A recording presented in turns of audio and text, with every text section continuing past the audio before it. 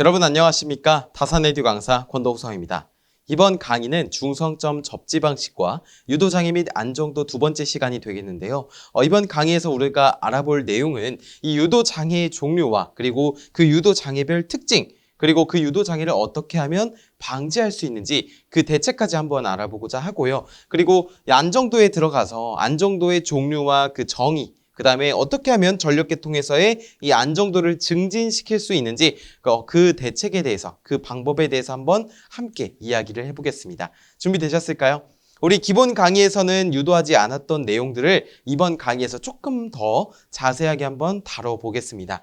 자, 중성점 잔류전압을 먼저 배우기 전에 우리 유도장애라는 것이 무엇인지 좀 대략적으로 설명을 드리면, 유도장애라고 하는 것은 전력선에 이제 통신선 이렇게 둘이 있잖아요. 전력선이 있고 그 밑에 통신선이 위치하는데 그 전력선에 의해서 통신선에 어떠한 유도장애를 끼친다는 거죠. 이 유도장애는 굉장히 좋지 않습니다. 말 그대로 어떠한 전압과 전류에 의해서 이제 유도장애가 발생하거든요. 정전 용량과 전압, 그리고 그 다음에 영상 전류와 인덕턴스, 이 둘 간의 관계에 의해서 발생하는 유도장애들이 있는데 그 유도장애들이 어떤 것이 있는지 한번 지금부터 보겠습니다. 자, 우리 중성점 잔류 전압이라고 하는 것을 알아보려면 이렇게 세 개 사해상의 중성점을 접지시키는 이러한 그림이 필요한데요. 자, 우리 눈에는 보이지 않지만 여기를 A상, 여기를 B상, 여기를 C상이라고 하고 여기는 대지가 됩니다. 자, 그럴 때 이 지점이 어디예요? 결국에 중성점이죠. 세 개의 상이 만나는 지점. 근데 방금 제가 말씀드린 것처럼 우리 눈에는 보이지 않지만 전력선과 이 전선과 대지 간에 무엇이 존재해요? 정전 용량이 존재하게 됩니다. 맞습니까? 그럼 여기 B상, C상, A상 모두 다 정전 용량이 존재하게 되겠죠. 그 다음에 이쪽도 하나만 그려줄게요. 그렇죠. 우리 정전 용량에 흐르는 이 전류가 있다고 해보겠습니다. 파란색으로 해볼까요? 자, 이 전류. 이거 어떤 전류죠? 충전 전류죠. 어쨌든 IC, C상에 흐르는 전류는 IC가 되겠고, 자, 여기에 흐르는 전류는 IB가 되겠고요. 자, 이쪽에 흐르는 전류는 IA가 될 것입니다. 본래 이 중성점은요, 세 개의 상이 만나는 지점은 평형일 때는 여기에 전위가 이 중성점의 전압이 0입니다. 0. 평형일 때는. 실제는 근데 그렇지 않다는 거예요. 왜 그러냐면은 이 정전 용량이 있잖아요. 여기를 CA라고 하고요. 여기를 여기 CC죠. CC, CB, CA가 되잖아요. 정전 용량이. 하나만 적어보면 이렇게 되겠죠. CA, A, CB, CC. 그렇죠. 근데 이 세 개의 정전 용량이 각각 다 다르기 때문에, 다 동일한 것이 아니기 때문에 여기에 있는 중성점의 전압이 0이 아니다라는 겁니다. 그래서 중성점의 전압이 남아있다라고 하여 말 그대로 중성점 잔류 전압이 되는 것이에요. 이 상태에서 여기는 이제 중성점 접지 임피던스가 되겠죠. 자, 이 상태에서 우리가 조금 유도를 한번 해보려고 하면은 여기 세 개의 커패시터가 몰려있는 이 지점이 각각 다 만나잖아요. 그렇죠? 그러면은 IA, IB, IC가 어때요? 다 만나게 됩니다. 맞습니까? 이 중성점 잔류 전압은 이 있는 순간 어떻게 되냐면 이 밑에 통신선이 있거든요. 통신선에 유도장애를 끼친다든지 아니면 이 소호리액터 접지에서 직렬 공진이 발생했을 때 그것에 의해서 이상 전압이 발생하게 되는데 그것을 초래하게 됩니다. 그래서 이 중성점 잔류 전압은 어쨌든 없는 것이 중요한데 우리가 지금 그 중성점 잔류 전압의 크기를 구하기 위해서 지금부터 유도를 한번 해볼 거예요. 자, 제가 방금 말씀드린 것처럼 이 세 개의 전류가 모이면 어떻게 되죠? 키르히오프 법칙에 의해서 이 지점을 기준으로 본다면 IA 플러스 IB 플러스 IC는 0이 됩니다. 맞습니까? 그러면 여기다가 한번 해볼게요. 자, IA 플러스 IB 플러스 IC는 뭐라고요? 0이 된다고요. 그런데 여러분, 우리 충전 전류는 어떻게 구했었죠? C는 오메가 C2로서 구했었잖아요. 맞습니까? 그러면 여기다 한번 표현해 볼까요? 자, 여기다 표현을 해보면 일단은 여기 지점의 전위와 전압과 전압을 각각 알아야 돼요. 여기는 2의 A가 되죠. 2의 A. 여기는 뭐예요? 2의 B가 되죠. 전압이. 여기는 뭐예요? 대지전압 2의 C가 됩니다. 그런데 중성점 잔류전압이 있기 때문에 0이 아니기 때문에 여기에 뭐가 더해져요? 각각 중성점 잔류전압이 더해지게 되는 겁니다. 여기까지 이해되셨어요? 좋습니다. 자, 우리가 이러한 것들을 이용을 해서 한번 계산을 해볼 거예요. 자, IA, IB 플러스 IC 이거는 다 이러한 형태로 만약에 바꿔주게 된다면 다음과 같이 바꿀 수 있습니다. 오메가 C의 A에 EN 플러스 EA 그렇죠? 오메가 CA에 EN 플러스 EA 플러스 여기 뭐예요? 오메가 C의 B에 EN 플러스 B가 되고요. 그 다음에 C도 마찬가지로 적을게요. 오메가 CC에 2의 N 플러스 2의 C는 뭐라고요? 0이 된다고요. 그럼 우리 오메가는 다 지워주겠습니다. 이렇게. 지웠어요. 그럼 뭐만 남아요? 지금 CA, CB, CC로 연결되는 식들이 남아있죠. 자, 그것들을 표현을 해보면 다 전개를 한번 해보겠습니다. 자, CA, EN 플러스 CAEA 플러스 CBEN 플러스 CBEB 플러스 CCEN 플러스 CCEC가 되죠. CC의 EC 이게 뭐라고요? 0이라고요. 그럼 우리 한번 이 N에 대해서 정리를 하기 전에 우리 이 A와 이 B와 이 C를 어떻게 표현할 수 있냐면 자, 이 A라는 것을 만약에 2로 이렇게 표현을 하잖아요. 그러면은 우리 세 개의 상이 만약에 이렇게 있다고 한다면 여기가 만약에 2예요. 그럼 여기는 뭐냐면 위상이 이렇게 되는 거니까 A제곱의 2가 됩니다. 여기 이게 뭐냐면 이 페이저의 마이너스 120도잖아요. 그것을 이제 A제곱으로 나타낸 거예요. 자, 어쨌든 A제곱 2가 되고 여기가 이제 A의 2가 되는데 요게 A상, 요게 B상, 요게 C상이 됩니다. 상순이 이렇게 되는 거잖아요. 그래서 그것을 이용을 해서 우리가 위의 식을 요 이 A를 2라고 표현을 한다면 이 B는요. A제곱 2가 되고요. 여기 이 C도 바꿔주면 A의 2로 바꿀 수가 있어요. 그러면 어떻게 되냐면 한번 바꿔볼까요? 자, 2로 바꿔볼게요. 여기를. 자, 2. 자, 이쪽도 한번 바꿔볼게요. A제곱의 2. 여기 B 그대로 있죠. 그 다음에 이쪽도 바꿔보면은 A의 2가 되죠. 맞습니까? 그럼 우리 한번 이 N으로 한번 묶어볼게요. 이 N으로 묶어보게 된다면 자, 이 N은 CA 플러스 CB 플러스 뭐가 돼요? CC 플러스 뭐가 남습니까? CAE 2로 이제 묶어볼게요. 2로. 자, 2로 묶어보게 되면은 CA 플러스 여기는 A의 CB 플러스 여기는 A 제곱이죠. 여기 A 제곱의 CB 플러스 A의 CC 이렇게 표현이 돼요. 자, 이것을 0으로 이렇게 바꿀 수 있습니다. 0이잖아요. 그렇죠? 그 다음에 이 2라는 것을 이 통째로 이쪽으로 넘겨볼게요. 이쪽으로 넘겨보겠습니다. 그러면 어떻게 되냐면 여기가 는 마이너스가 되죠. 우변으로 넘겼으니까. 그렇죠? 자, 그러면은 이제 이 n에 대해서 한번 정리를 해줄 수 있겠네요. 그러면 이 n에 대해서 정리를 하면은 자, 이것을 넘겨주게 됩니다. 그럼 역수를 취해주게 되죠. 그러면 결국에 어떻게 되는 거예요? 분모에는 CA 플러스 CB 플러스 CC가 되는 것이고요. 여기에 뭐가 곱해져 있어요? 지금 곱하기 2가 곱해져 있을 것이고 이 부호가 마이너스이기 때문에 여기 마이너스일 것이고 자, 여기는 CA에 여기는 A제곱 CB에 여기는 ACC가 될 것입니다. 그렇죠. 그런데 여러분 이 A제곱은 A는 벡터 연산자잖아요. 결국에 복소수의 형태를 가지고 있단 말이에요. 그러니까 결국 이 크기가 A 마이너스 또는 A 플러스 JB의 이러한 복소수의 형태를 가지고 있다고요. 그래서 복소수의 형태에서 이 크기를 만약에 구하면 어떻게 되죠? A 플러스 JB의 크기를 구하시오라고 하면 어떻게 됩니까? 실수부의 제곱 더하기 허수부의 제곱을 하잖아요. 그럼 여기가 A의 제곱 더하기 B의 제곱이 됩니다. 그렇죠. 그러면은 우리가 이 식을 어떻게 결과값을 만들어낼 수 있냐면 결국에 이렇게 됩니다. 중성점 잔류전압 이 n의 절대값 크기는 크기는 이제 부호 없어지게 되죠.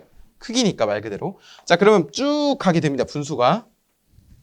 분자에는요. 다음과 같이 돼요. 이거 꼭 외우세요. 여러분 자주 보시게 될 거예요. CA에 CA-CB. 조금 크게 쓸까요? 여러분 또 안 보이시니까 크게 쓰겠습니다. CA에 CA-CB B 괄호 닫고 플러스 CB에 CB-CC 제가 계속 읽어드리면서 쓸게요. 자, 쭉 가서 플러스 C에 CC-CA가 됩니다. 이것을 어떻게 돼요? 전체 루트를 씌워주게 되는 거예요. 굉장히 길죠? 하지만 이게 굉장히 자주 나오는 대목이니까 여러분 꼭 기억을 해주세요.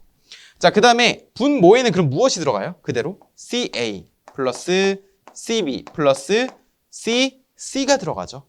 여기에 뭐가 곱해져 있다고요? 2가 곱해져 있다고요. 그런데 2는 뭐예요? 대지전압이잖아요. 대지전압. 그러니까 2라고 하는 거는 여기서부터 여기까지 걸리는 그 대지전압을 말하게 됩니다. 그런데 우리 3상에서 이 대지전압은요. 바로 루트 3분의 V와 같습니다. 3상에서는 결선과 관계없이 무조건 선간전압을 루트 3으로 나눠 주어야지 대지전압이 돼요. 그래서 문제에서 만약에 선간전압이 주어졌다, 선로에 그냥 공칭전압이 주어졌다 라고 한다면 루트 3분의 V 공식을 여기다 대입을 해주시면 되는 거고, 만약에 대지전압이 주어졌다라고 한다면 그대로 그냥 여기다 대입을 해주면 우리가 무엇을 구할 수 있는 거예요? 중성점의 잔류 전압을 구할 수 있게 되는 것이죠. 그때 식은 C 플러스 CB 플러스 CC분의 루트에다가 요 위에 거의 크기를 나타내준 식을 이용할 수가 있게 되는 것입니다. 괜찮으세요? 우리 이 식 굉장히 자주 보게 될 거니까 여러분 꼭 기억을 해주셨으면 좋겠습니다. 우리 다음으로 중성점 잔류전압 배웠으니까 본격적으로 이제 통신선의 유도장애를 한번 볼게요.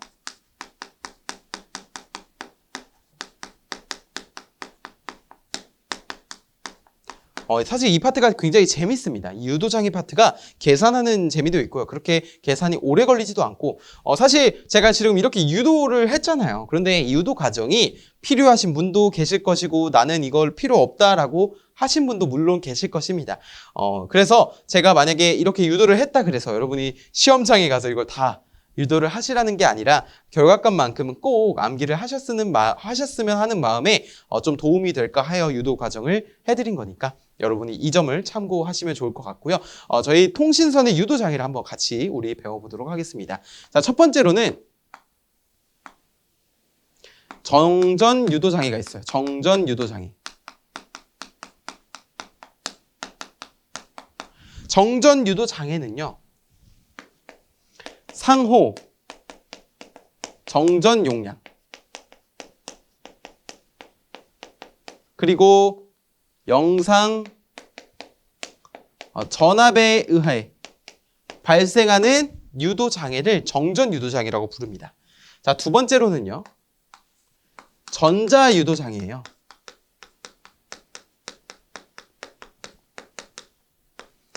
전자 유도 장애는 무엇과 무엇에 의해서 발생하냐면 상호 인덕턴스와 영상 전류에 의해서 발생하는 유도 장애가 되겠습니다. 자, 그래서 우리 시험에서 만약에 이 정전 유도 장애의 원인으로 옳은 것은 이라고 물어봤다면 이 두 가지를 골라주셔야 되고요. 만약에 전자 유도 장애의 원인으로 옳은 것은 이라고 한다면 이 두 가지를 골라주시면 되는 거예요. 이거 세트예요, 세트. 그래서 꼭 기억을 해주셔야 됩니다. 자, 세 번째는 뭐냐면 고조파 유도 장애입니다. 고조파 유도 장애는 말 그대로 고조파로 인해서 발생하는 유도 장애를 말하게 되죠. 그래서 우리 통신선에 끼치는 유도 장애로는 이렇게 크게 세 가지를 꼽게 되는데 우리 처음부터 즉 정전 유도 장애부터 한번 같이 알아보겠습니다. 자, 방금 제가 말씀드린 원인은 꼭 기억을 해주시고요. 제가 한번 볼게요. 쭉.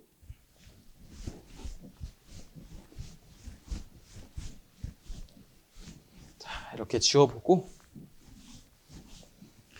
어떠신가요? 지금까지 딱 배우셨는데 느낌이 좋으신가요? 느낌이 좋다는 게 오늘은 뭔가 잘 내가 좀 학습할 수 있을 것 같다라는 그런 느낌인데 저는 약간 공부를 하다 보면은 그런 느낌이 드는 날이 있더라고요. 그래서 그런 느낌이 드는 날에는 저는 공부를 더 많이 했었습니다.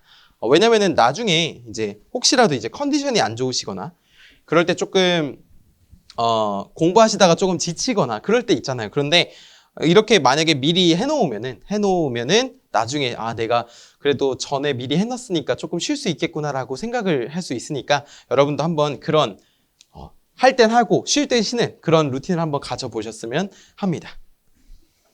자, 보시면은 정전유도장애인데요. 첫 번째로 알아볼 것은 자, 정전유도전압이라고 하는 것이 나오게 됩니다. 정전유도전압은 무엇이냐면 이 통신선과 대지 간에 걸리는 전압을 우리가 정전유도전압이라고 해요.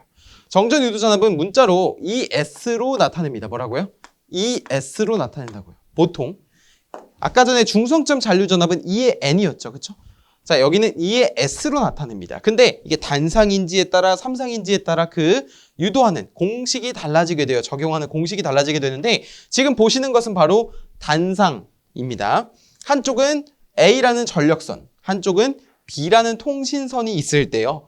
A와 B 사이의 상호 정전 용량을 C의 AB라고 하고 B의 통신선과 대지 간의 정전 용량을 C의 B라고 하고 전체 충전 전압을 대지 전압 E라고 했을 때 우리가 이 회로를 어떻게 바꿀 수가 있냐면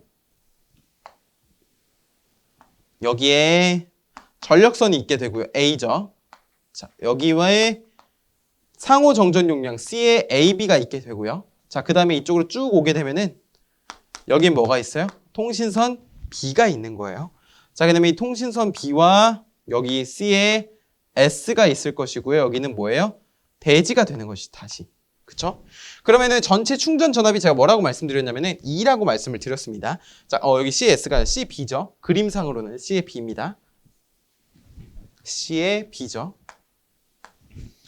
전체 충전 전압을 여기서부터 여기까지 E라고 했습니다. 맞습니까? 그러면은 우리 이 뭐랄까요? 통신선 정전 유도 전압은 어디라고 했죠?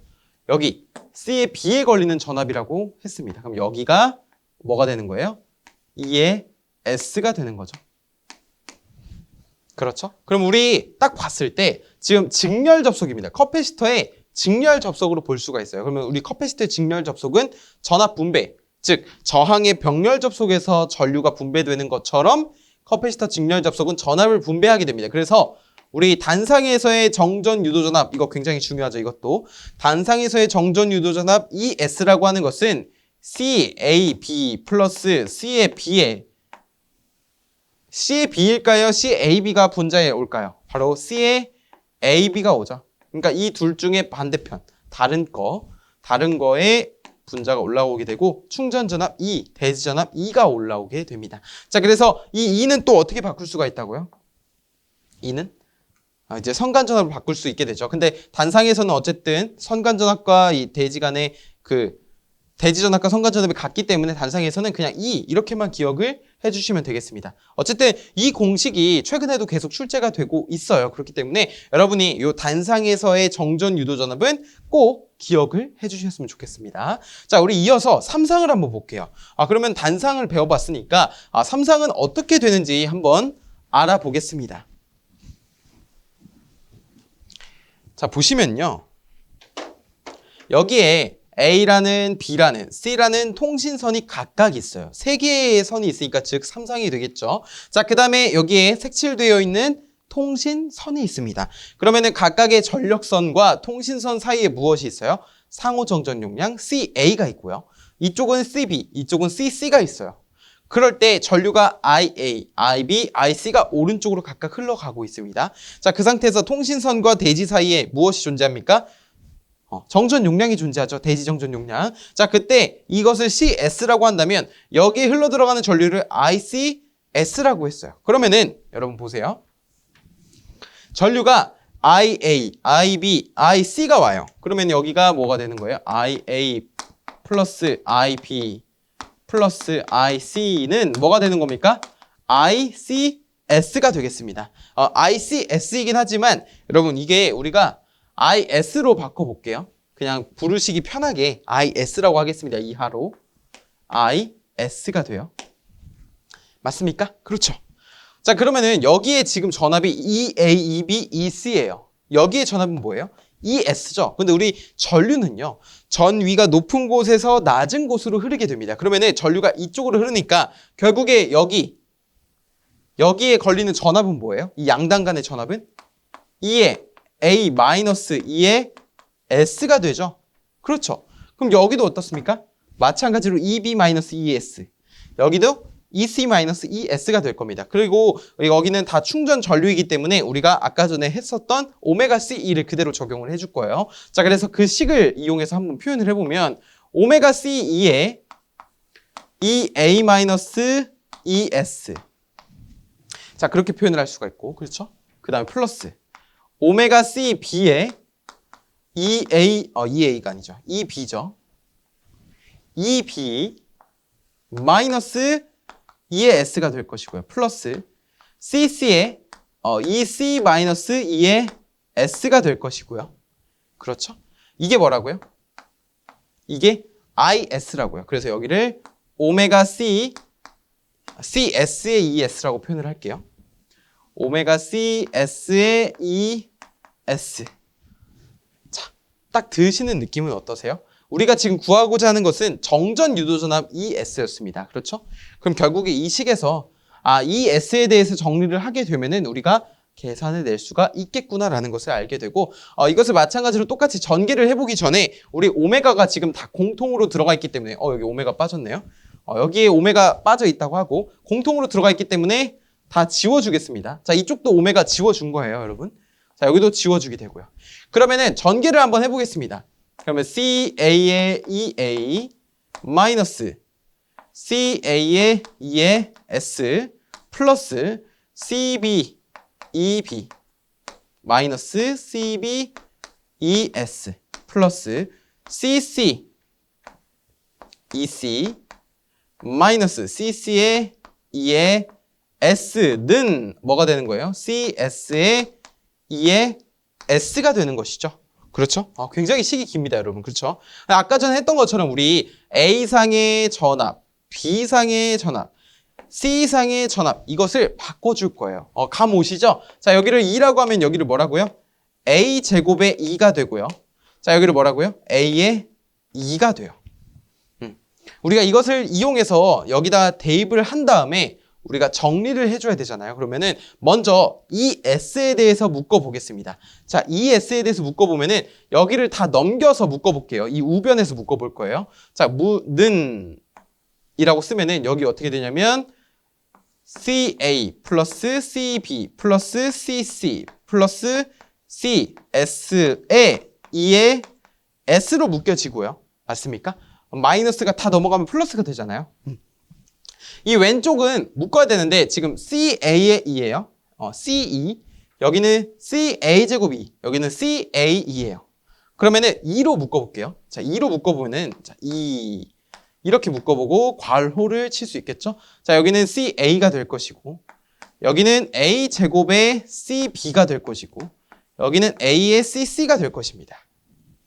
그럼 우리 이 S에 대해서 정리를 해야 되잖아요. 그래서 따라서 우리 정전 유도전압 ES라고 하는 것은 분모의 형태로 나오게 되는데 아까와 굉장히 유사한 형태지만 조금은 다르게 되죠. 아까는 여기 마이너스가 중성점 잔류전압에서는 붙어 있었는데 여기는 중성점 잔류전압까지는 붙을 필요 없습니다. 왜냐면은 부호가 변하지 않기 때문이죠. 자, 이것을 역수를 취해주면 여기 분모로 가게 되고 자, CA 플러스 CB 플러스 CC 플러스 CS가 됩니다. 자, 그 다음에 분자에는 뭐가 있어요? CA 플러스 A제곱의 CB 플러스 A의 A를 너무 크게 썼죠? A의 C에 C가 있어요. 그 여기에 뭐가 곱해져 있는 거예요? 2가 곱해져 있는 거예요. 그런데 3상에선 뭐라고요? 이 2가 뭐라고요? 루트 3분의 V라고요. 그래서 그것도 마찬가지로 이렇게 계산해 낼 수가 있는데 우리 중성점 잔류 전압이랑 다른 게 뭐예요? 다른 게? 여기도 지금 크기로 바꿔주게 되면 아까 전에 루트 씌웠던 거 기억나시죠? 여기 한번 바꿔볼까요? 그냥 내친 김에 바꿔보겠습니다.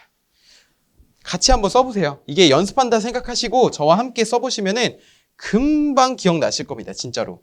C의 A에 CA-CB C의 B에 CB-CC CC에 CC-CA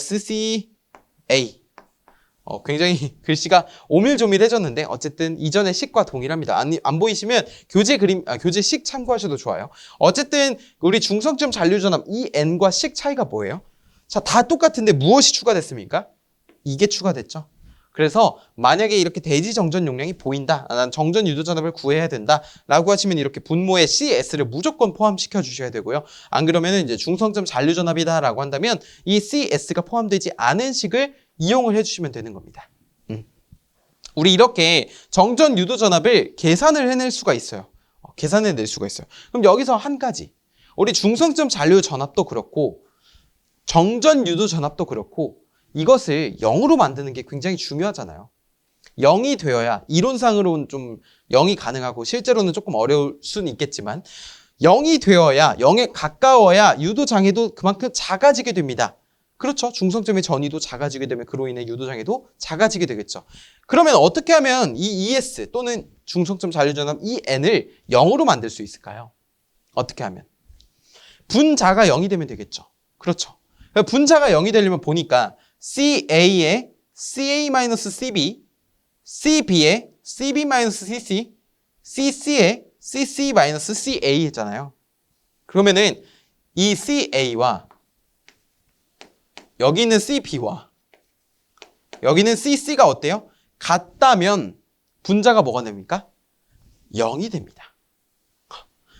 그러니까 이 CA와 CB, CC를 같게 해주는 게 뭐예요? 바로 연가예요. 연가. 우리 연가의 주된 목적에서 무엇을 배웠습니까? 선로정수의 평형이 연가의 목적이라고 했죠. 주된 목적. 자, 여기서 바로 선로정수의 평형이 나오게 되는 것입니다.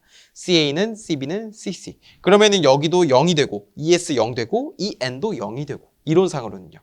그렇기 때문에 우리가 그렇게 해서 유도 장애를 좀 방지를 할 수가 있다라는 것을 좀 잘 기억을 해주시면 좋을 것 같습니다. 자, 이렇게 정전 유도 전압까지 했고요. 우리 이제 배울 것은 전자 유도 장애입니다. 전자 유도 장애. 자, 칠판 조금 지워볼게요, 여러분. 이렇게 지워보면은 전자 유도 장애는요. 지금 그림에서 보시는 것과 같이 전력선이 통신선에 끼치는 겁니다. 근데 직접적으로 끼치나요? 아니요. 간접적으로 끼쳐요. 근데 간접적으로 어떻게 끼치냐면은 A상, B상, C상이 있는데 거기에 흐르는 전류가 IA, IB, IC였습니다. 자, 그럴 때 전류가 흐르면 무엇이 발생합니까? 주변에 앙페르 오른손 법칙에 의해 자기장이 발생하죠. 자, 그 자기장이 통신선에 유도하게 되는 겁니다. 그러면 어떻게 되냐면 이쪽에서 통신선 유도전압이 발생하게 돼요. 전자 유도전압, 이 M이 발생하게 됩니다. 이 M으로 인해서 어떠한 통신선의 유도장애가 발생하게 된다는 것이죠. 그래서 우리가 그것에 의해서 결정되는 게 이 상호 인덕턴스가 원인이라고 했죠. 전자 유도장애는. 그리고 영상전류가 원인이라고 했는데 잘 보시면 IA 플러스 IB 플러스 IC라고 적혀 있어요. 여기에 흘러 들어간 전류가. 그렇죠. 그런데 IA IP, IC가요. 원래 평형이라면 이게 0입니다. 0. 그렇죠. 각각의 크기가 같고 120도의 위상체를 가지고 있으니까 0이 되잖아요. 그런데 만약에 불평형이다. 그러면 이게 뭐가 되냐면 우리 영상분 있잖아요. I0는 뭐예요? 3분의 1에 IA 플러스 IB 플러스 IC잖아요. 맞습니까? 그렇죠. 그러면은 이게 넘어가면 어떻게 돼요? IA 플러스 IB 플러스 IC가 뭡니까? 3I0가 되는 것이죠. 그래서 이게 뭐가 되는 거예요? 여기가 3I0가 되는 거예요. 그런데 이 I0가 뭐예요? 영상 전류죠. 즉, 이 영상 전류 3I0는 지락 전류라고도 볼 수가 있게 되고 이 3I0는 기유도 전류라고 볼 수가 있습니다. 기유도 전류. 기유도 전류는 실제 유도를 시킨 전압을 유도시키는 전류다라고 해서 기유도 전류라고 부르게 돼요. 우리가 그래서 전자유도장애는 상호 인덕턴스와 이 영상 전류에 의해서 결정이 된다. 그런데 이 전자유도장애에서 제가 전압이 유도가 된다고 했잖아요. 자, 그 전압이 유도가 될 때 전자유도 전압 EM이라고 하는 것은 마이너스라고 하고 J를 썼네요. 가끔 제가 이럽니다. 마이너스 J 오메가 M L에 IA 플러스 IB 플러스 IC가 돼요. 이게 식이에요. 여러분 꼭 기억을 해주셔야 돼요. 자, 여기서 이 M이라고 하는 것은 상호 인덕턴스고요. L이라고 하는 것은 이 전력선과 통신선이 병행하는 길이를 말하게 됩니다. 그래서 보통 상호 인덕턴스는 단위 길이당 헨리로 나오게 되고 여기 병행 거리는 길이가 되겠죠. 그 길이, 킬로미터. 그래서 이 둘을 곱해야지 헨리가 나오잖아요. 그렇죠? 어쨌든 마이너스 J 오메가 ML에 IA 플러스 IB 플러스 IC인데 제가 방금 뭐라고 말씀드렸냐면은 불평형일 때 이게 뭐라고요? 3I 제로가 된다고요. 그래서 그 크기를 구해라 라고 했을 때는 2의 M의 절대값을 씌워주게 되면은 이 마이너스 없어지게 되고 어떻게 되는 거예요? 오메가 M의 L에 3I 제로가 되는 것이죠. 이게 단위가 볼테이지, 볼트가 되는 겁니다. 그래서 우리가 전자유도장애에서 이 전압은 꼭 기억을 해주셨으면 좋겠습니다. 이게 또 잘 나오는 항목이기도 하니까 여러분이 꼭 잊지 마시고 잘 기억을 해주셨으면 좋겠어요. 자, 그 다음에 우리가 알아볼 것은요. 바로 이러한 전자유도장애를 어떻게 방지할지 그 대책입니다. 첫 번째는 전력선 측 대책이 있고요. 두 번째는 통신선 측 대책이 있어요. 우리 전력선 측 전자유도장애 방지 대책, 통신선 측 유도장애 방지 대책 구분 지어서 꼭 암기를 해주셔야 됩니다. 우리 실기시험을 치르게 되면 단답형으로도 출제가 됐었고요. 그렇죠? 그렇기 때문에 우리 이 전력선 측과 통신선 측의 유도장애 방지 대책을 꼭 최소한 4가지씩은 꼭 기억을 해주시면 좋을 것 같습니다. 첫 번째로 알아볼 것은 바로 차폐선을 시설하는 건데요. 우리 대지와 이렇게 단락시킨 전선을 전력선에 근접해서 설치한 것을 차폐선이라고 하게 되는데 전자유도장애를 약 30%에서 50%를 저감시킬 수가 있게 되고 결국에 이 상호 인덕턴스를 줄여주는 역할을 하게 됩니다. 보시면은 차폐 계수라고 하는 것이 나오는데요. 차폐 계수가 높으면 높을수록 그만큼 차폐 효과가 크게 됩니다. 그래서 이 차폐 계수를 늘릴 수 있는 조건을 찾아야 되는데 우리 조건을 찾기 전에 이 회로를 한번 분석을 해보죠. 자, 여기 보시면 차폐선과 단락시킨 전선이 있고요. 뭔 소리예요? 대지와 단락시킨 전선이라는 거죠, 그게. 그리고 전력선도 이렇게 있고 통신선도 있는 상태입니다. 자, 이 상태에서 우리가 차폐 계수를 지금 이렇게 했습니다. 람다는 1-ZS의 Z12 분의 Z1S, Z2S로 쓸 수가 있습니다. 자, 여기서 이 ZS가 나타내는 것은 차폐선 자체 임피던스가 되겠고요. Z12는 통신선과 전력선 사이의 임피던스, Z1S는 차폐선과 전력선, Z2S는 통신선과 차폐선 간의 임피던스가 되겠습니다. 자, 그런데 두 가지 케이스로 나뉠 수가 있어요. 첫 번째는 차폐선을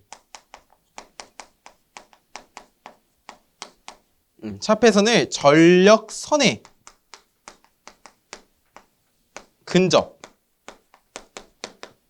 시킨 경우입니다. 자, 이렇게 되면 어떻게 되냐면 차폐선을 극단적으로 위로 이렇게 가깝게 올렸다고 보겠습니다. 그러면은 잘 보세요. 이 Z2S와 Z12가 의미가 있을까요?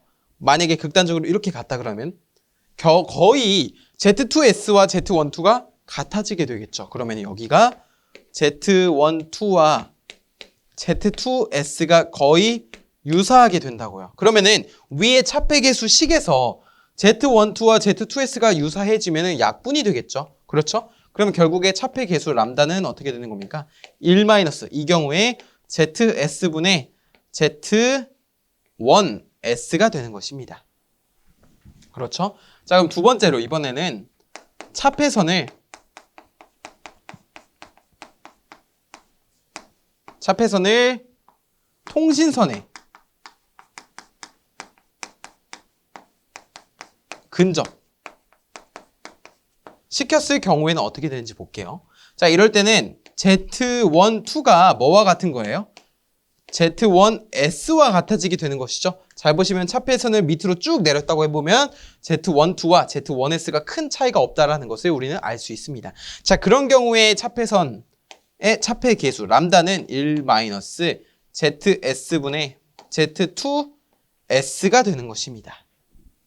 그래서 가만히 보시면은 차폐선을 전력선에 근접시키면 분자의 전력선과 차폐선 간의 임피던스만 남아있게 되는 것이고요. 차폐선을 통신선에 근접시키면 분자의 통신선과 차폐선 간의 임피던스만 남아있게 됩니다. 그 점을 좀 잘 기억을 해주시면 좋겠고, 어쨌든 이 전력선 측의 대책 첫 번째는 차폐선을 시설하는 것에 있다라는 것을 알 수가 있고요. 자, 다음을 보시면 우리 두 번째로는 전력선과 통신선 간의 이격거리를 크게 하는 겁니다. 우리 거리를 늘리게 되면 어떻게 되냐면 이 전력선에서 발생하는 전류에 의해서 발생하는 자기장에 의한 영향이 거리가 멀어지면 멀어질수록 그 영향이 작아지게 되겠죠. 그렇기 때문에 상호 인덕턴스를 줄일 수가 있게 됩니다. 자, 그리고 세 번째 특징으로는 중성점을 접지했을 때 접지 저항을 크게 해서 지락전류, 즉 기유도 전류를 감소시킨다라고 되어 있는데요. 우리 기유도 전류 3I 제로라고 했죠. 그렇죠?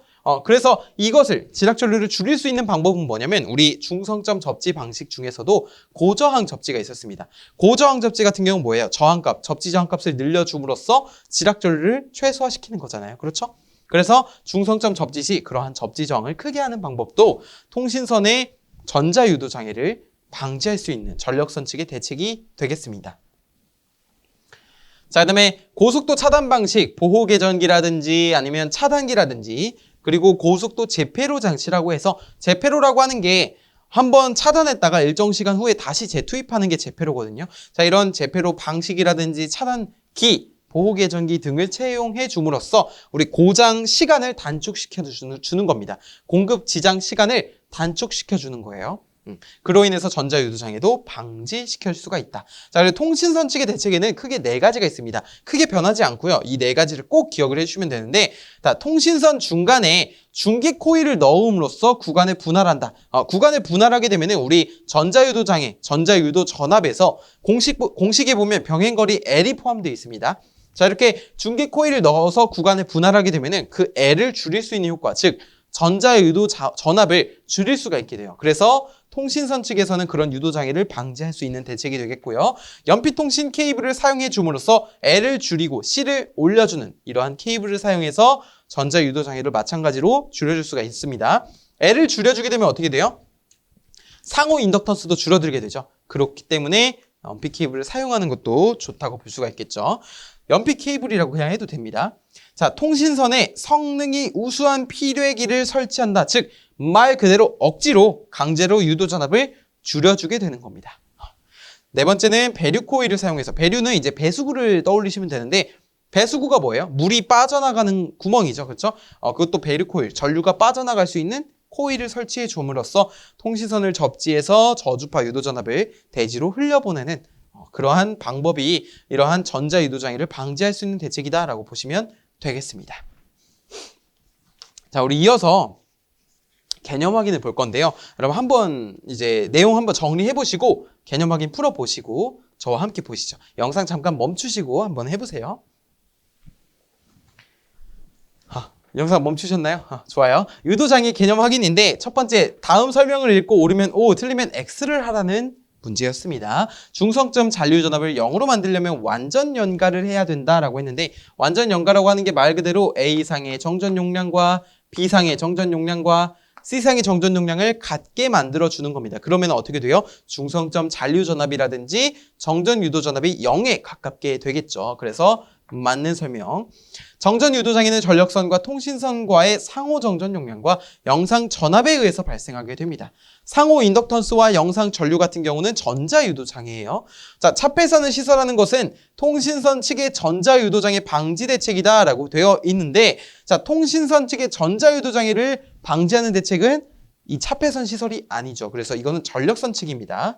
자, 연필통신 케이블을 사용하는 것은 전력선 측의 전자유도 장애 방지 대책이다라고 했는데 이것 또한 틀린 설명이 되겠죠. 전력선 측이 아니라 통신선 측이 되겠습니다.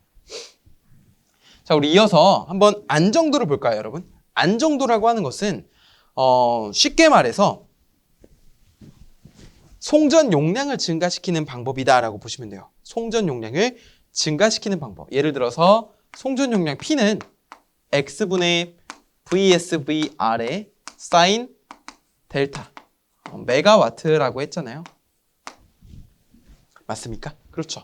그렇기 때문에 우리 안정도에 있어서 이 송전 용량을 증가시키는 거는 안정도가 향상된다라고 볼 수가 있는 겁니다. 자, 첫 번째 종류가 세 가지가 있게 되는데 우리가 처음으로 만나볼 것은 바로 정태 안정도입니다. 우리 전력계통에서의 안정도 종류로 틀린 것은 이라고 물어보면은 이 세 가지에 해당이 되지 않는 것을 골라주시면 되는 거예요. 자, 정태 안정도 같은 경우는 일반적인 송전 계통에서 전력 계통에서 서서히 증가를 하는 부하에 대해 송전을 계속할 수 있는 능력을 정태 안정도라고 합니다. 보세요. 보시면은 송전 계통이 극히 서서히 증가하는 부하에 대해 송전을 지속할 수 있는 능력. 그러니까 송전을 계속 지속할 수 있는 능력을 정태 안정도라고 부르고, 자, 여기서 최대로 보낼 수 있는 극한 전력을 정태 안정 극한 전력이라고 합니다.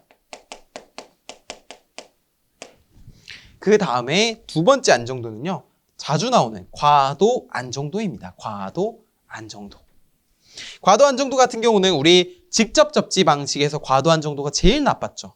그 다음에 소호 리액터 접지 방식에서 과도 안정도가 제일 높았습니다. 그러면 어떤 것이 과도 안정도였죠? 바로 계통의 사고와 같은 그런 외란이 발생했을 때 또는 그런 현상이 발생했을 때 탈주하지 않고 평형 상태를 회복해 줌으로써 송전을 지속할 수 있는 능력, 즉 고장이 발생했음에도 송전을 계속할 수 있는 능력을 뭐라 부르는 거예요? 과도 안정도. 소호 리액터 접지에서는 지락 전류가 매우 작았기 때문에 이것이 매우 높았지만 직접 접지에서는 말 그대로 접지를 직접 했잖아요. 그렇죠? 그렇기 때문에 지락 전류가 매우 커서 유도 장애도 크고 과도 안정도도 매우 나쁘다라고 했습니다. 자, 이때 보낼 수 있는 최대의 극한 전력을 뭐라고 부르냐면은 과도 안정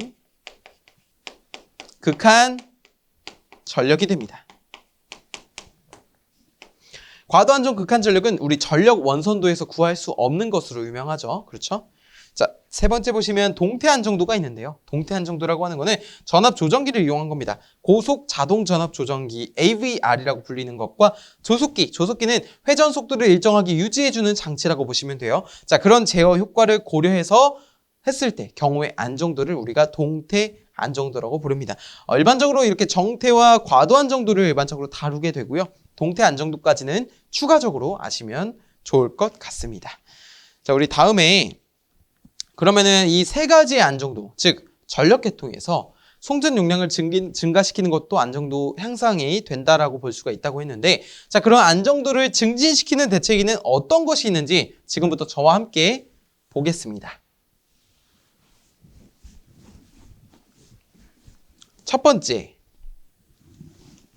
자, 이렇게 해서 다시 볼게요. 계통의 직렬 리액턴스 감소입니다. 자, 직렬 리액턴스가 감소하게 되면 아까 전에 P는 X분의 VS, VR, 사인 델타라고 되어 있는데 거기서 X가 감소하게 되면 P는 증가하게 되겠죠. 그러면은 그게 안정도가 향상되는 겁니다. 계통의 직렬 리액턴스를 감소하는 첫 번째 방법은요. 마찬가지로 그냥 리액턴스가 애초에 작은 기기를 채용을 해야 돼요. 그런 발전기라든지 변압기들을 채용해 줌으로써 우리가 계통의 리액턴스를 줄일 수 있게 되고, 자, 이거는 한 문장으로 단락비가 큰 기기가 되겠습니다.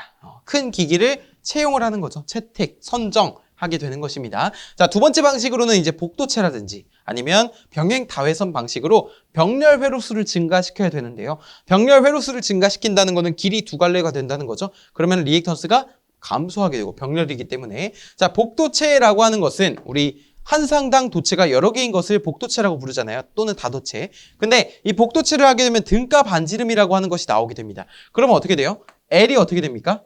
감소하게 되죠. L이 감소하니까 뭐예요? 리액턴스가 감소해서 결국에 안정도를 올릴 수가 있더라 라는 것이 되겠고, 세 번째는 직렬 콘덴서 설치입니다. 자, 직렬 콘덴서 설치는 우리 직렬 콘덴서에서 배웠지만 XC라고 하는 용량성 리액턴스를 XL의 경감을 위해서 직렬로 연결을 해주는 거죠. 계통에서 선로의 리액턴스를 경감시켜서 뭘 보상하는 거예요? 전압 강화를 보상하는 게 목적이었잖아요. 자, 그렇게 되면 리액턴스가 감소하니까 안정도 또한 올라가게 되는 것입니다.